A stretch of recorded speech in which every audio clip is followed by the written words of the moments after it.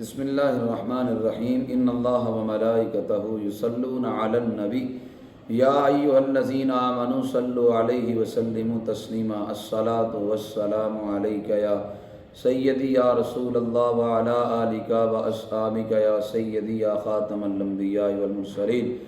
معزز سامعین و ناظرین، آج سورہ البقرہ کی آیت نمبر 55 اور 56 کی تفسیر عرض کروں گا۔ اللہ جل مجدہ الکریم نے اپنی لارائب کتاب میں ارشاد فرمایا وَإِذْ قُلْتُمْ يَا مُوسَىٰ لَن نُّؤْمِنَ لَكَ حَتَّىٰ نَرَى اللَّهَ جَهْرًا، اور یاد کرو جب تم نے کہا اے موسیٰ ہم ہرگز آپ پر ایمان نہ لائیں گے جب تک ہم اللہ کو اعلانیہ طور پہ دیکھ نہ لیں۔ فَأَخَذَتْكُمُ الصَّاعِقَةُ، جب تم نے یہ مطالبہ کیا تو آسمان سے کڑک آئی، اس نے تم کو آ لیا۔ وَأَنْتُمْ تَنظُرُونَ، تم دیکھ رہے تھے۔ ثُمَّ بَعَثْنَاكُمْ مِن بَعْدِ مَوْتِكُمْ، تمہارے مرنے کے بعد ہم نے پھر تمہیں زندہ کر دیا۔ لعلکم تشکرون، تاکہ تم ہمارا احسان مانو، تاکہ تم شکر ادا کرو۔ ان دو آیتوں کا پس منظر یوں ہے کہ جس وقت حضرت موسیٰ علیہ السلام کی قوم بنی اسرائیل والوں کے مطالبے پر حضرت موسیٰ علیہ السلام کو طور بے رب سے کتاب لینے کے لیے گئے، 40 دن تک وہاں پہ ٹھہرے رہے، پیچھے سامری کے کہنے پر لوگوں نے بت پرستی شروع کر دی۔ حضرت موسیٰ علیہ السلام جب واپس آئے تو آپ کو بڑا جلال تھا، بڑے غصے کے عالم میں تھے۔ حضرت موسیٰ علیہ السلام قوم والوں کو فرمانے لگے کہ تم نے بت پرستی کی، رب کا حکم یہ ہے کہ جنہوں نے بت پرستی نہیں کی وہ قتل کریں گے ان کو جنہوں نے بت پرستی کی ہے۔ یوں 3 دن کے اندر 70,000 بنی اسرائیل کے لوگ مارے گئے۔ بقیوں کے لیے حضرت موسیٰ علیہ السلام نے حضرت ہارون علیہ السلام سے رب سے کہا یا اللہ ان کو معاف کر دے۔ رب تعالیٰ نے فرمایا اے موسیٰ اپنی قوم کے 70 اشراف کو، 70 لوگوں کو لے کر کوہ طور پہ آؤ۔ حضرت موسیٰ علیہ السلام نے قوم کے بڑے بڑے اشراف کو لیا اور لے کر کوہ طور پہ چلے گئے۔ حضرت موسیٰ علیہ السلام جب کوہ طور پہ گئے تو یہ لوگ کہنے لگے اے موسیٰ علیہ السلام ہم بھی رب کا کلام سننا چاہتے ہیں۔ موسیٰ علیہ السلام نے رب سے دعا کی، رب نے ان کی دعا کو قبول کیا۔ حضرت موسیٰ علیہ السلام اپنے قوم والوں کو وہ 70 اشراف جو تھے ان کو فرمانے لگے کہ تم 3 دن تک اللہ کی عبادت کرو، 3 دن کے لیے تم روزے رکھو اور 3 دن کے لیے تم اللہ کی تسبیح و تحلیل کرو۔ اور جب 3 دن انہوں نے عبادت کی، اللہ کی تسبیح و تحلیل کی، 3 دن کے روزے رکھے اور فرمایا غسل کر لو، اچھے کپڑے پہن لو، غسل کر کر اچھے کپڑے پہن لیے۔ حضرت موسیٰ علیہ السلام نے جب کوہ طور پہ گئے رب سے ہم کلام ہوئے تو جب رب تعالیٰ حضرت موسیٰ سے ہم کلام ہوا تو ان لوگوں نے بھی رب تعالیٰ کا کلام سنا۔ جب رب کا کلام سنا تو پھر کہنے لگے اے موسیٰ ہم ہرگز تب تک ایمان نہیں آپ پہ لائیں گے جب تک ہم اعلانیہ طور پہ رب کو دیکھ نہ لیں۔ جب یہ مطالبہ کیا، اب یہ مطالبہ سرکشی کرتے ہوئے انہوں نے کیا، آسمان سے کڑا کئی سارے کے سارے مر گئے۔ رب نے کہا یا اللہ میں 70 قوم کے بڑے بڑے لوگوں کو یہاں پہ لے کے آیا، یہ لوگ مر گئے، مالک اگر میں ایسے ہی پیچھے چلا گیا تو قوم والے میری تصدیق نہیں کریں گے، مالک کرم فرما کہ یہ لوگ زندہ ہو جائیں۔ حضرت موسیٰ علیہ السلام کی دعا کی وجہ سے رب نے سب کو زندہ کر دیا، اور زندہ کر کے اللہ نے اشارتاً بتا بھی دیا لوگوں گمنڈ میں نہ رہنا کہ شاید صرف دنیا ہی دنیا ہے۔ رب نے یہ دنیا میں ان کو زندہ کر کے بتا دیا اگر میں دنیا پہ مرنے کے بعد زندہ کرنے پہ قادر ہوں تو دنیا سے جانے کے بعد آخرت کے لیے زندہ کرنے میں بھی قادر ہوں۔ قریش مکہ زندگی کے بعد، موت کے بعد زندگی کا انکار کرتے تھے۔ عاص بن وائل ایک دن انسان کی بسیدہ ہڈی نبی علیہ السلام کی بارگاہ میں لایا اور اس ہڈی کے یوں ٹکڑے کر رہا تھا اور کہہ رہا تھا من یحیی العظام وہی رمیم، وہ ہڈی جو بسیدہ ہو چکی ہے کون ان سے دوبارہ انسان پیدا کرے گا؟ قل یحییھا الذی انشأھا اول مرہ، حبیبی سے کہہ دیں جو رب پہلی بار پیدا کرنے پہ قادر ہے وہ دوسری بار پیدا کرنے پہ بھی قادر ہے۔ کیوں تم گمنڈ میں ہو؟ اپنے وجود پہ غور نہیں کرتے؟ رب نے ناپاک قطرے سے ایک انسان پیدا کر دیا، اب تم اکڑتے ہو؟ نہ اتنا نہ اکڑ، نہ اتنے جذبات میں رہ، حادثے نہ گزر، دائرہ ذات میں رہ، ایک قطرہ ناپاک نسب ہے تیرا، اوقات یہی ہے، اوقات میں رہ، اپنی اوقات کو یاد رکھو۔ جو اوقات کو یاد رکھتا ہے وہ بگڑتا نہیں ہے، بگڑتا ہمیشہ وہی ہے جو اصلیت کو بھول جاتا ہے۔ تو یوں اللہ نے دنیا میں زندہ کر کے ان کو دکھا دیا۔ ایک اور بات جو یہاں سے بڑی واضح طور پر پتہ چلتی ہے وہ یہ ہے کہ حضرت موسیٰ علیہ السلام ان کی توبہ کی قبولیت کے لیے، توبہ کروانے کے لیے کوہ طور پہ لے گئے. پتہ چلا متبرک جگہوں پہ جا کے توبہ کرنا یہ اللہ کو زیادہ پسند ہے. اس لیے تو رب نے فرمایا اے موسیٰ علیہ السلام ان لوگوں کو کوہ طور پہ لے کے آؤ تاکہ میں ان کی توبہ کو پورے طریقے سے قبول کروں. تو پتہ چلا نیکوں کے پاس جا کر رب سے معافی مانگنا یہ اللہ کو زیادہ محبوب ہے. حضرت امام شافعی رحمۃ اللہ تعالی علیہ ایک مستقل فقہ رکھتے ہیں. امام شافعی فرماتے ہیں مجھے جب بھی کوئی مشکل پیش آتی میں ابو حنیفہ علیہ رحمہ کے مزار پہ جا کے حاضری دیتا، جا کر 2 نفل پڑھتا، پھر دعا کرتا.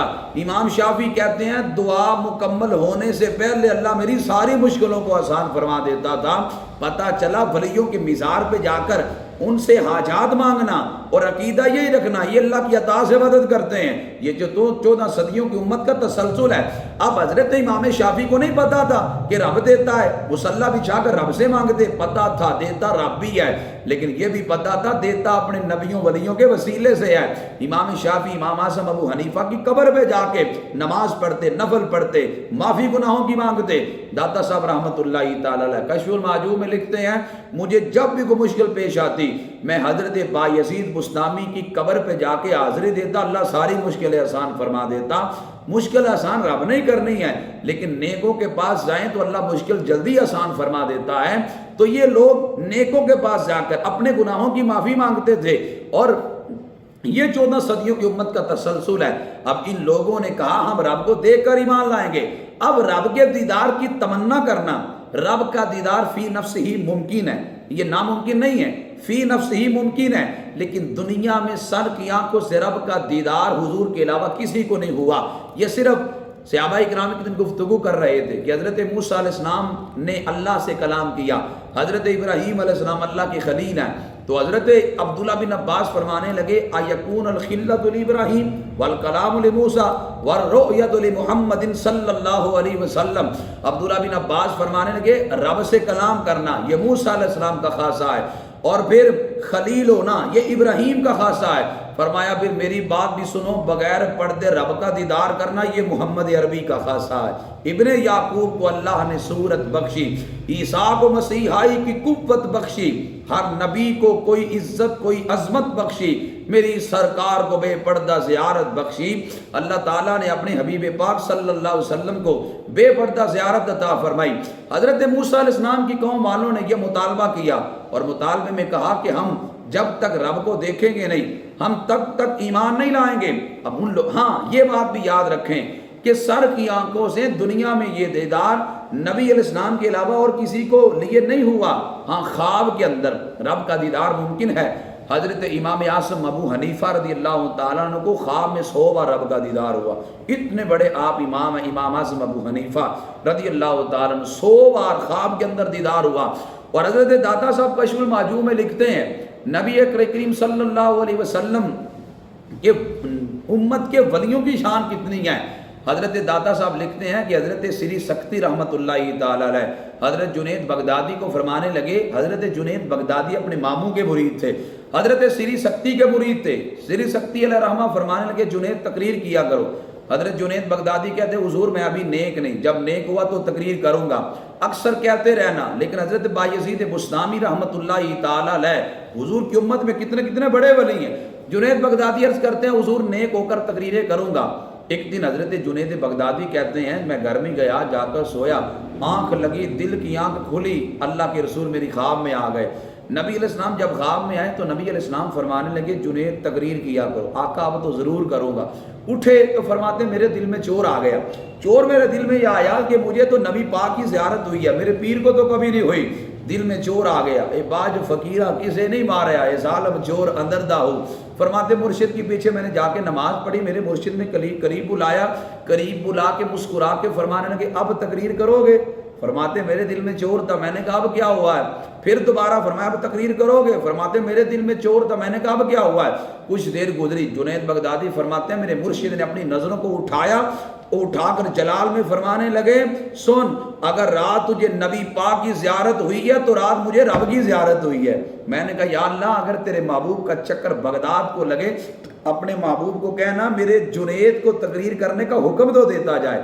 پتہ چلا کہ نبی علیہ السلام کو بھی محبوب ہے یہ عمل کہ یہ لوگ دین کی تبلیغ کریں۔ اب یہاں سے بھی ثابت ہوا کہ خواب کے اندر اللہ کا دیدار یہ اولیاء کے لیے واقعہ ہے، ممکن ہے۔ حضرت امام شافعی کو کئی بار رب کا دیدار ہوا، تو رب کا دیدار خواب کے اندر تو ممکن ہے، لیکن دنیا میں سر کی آنکھوں سے رب کا دیدار نبی علیہ السلام کے علاوہ اور کسی کے لیے واقعہ نہیں۔ لیکن جب انہوں نے سرکشی کرتے ہوئے یہ مطالبہ کیا رب کو دیکھ کر ایمان لائیں گے، آسمان سے کڑک آئی، ان کو آ لیا، سب کے ساتھ مر گئے۔ موسیٰ علیہ السلام کے صدقے اللہ نے دوبارہ ان کو زندہ کر دیا۔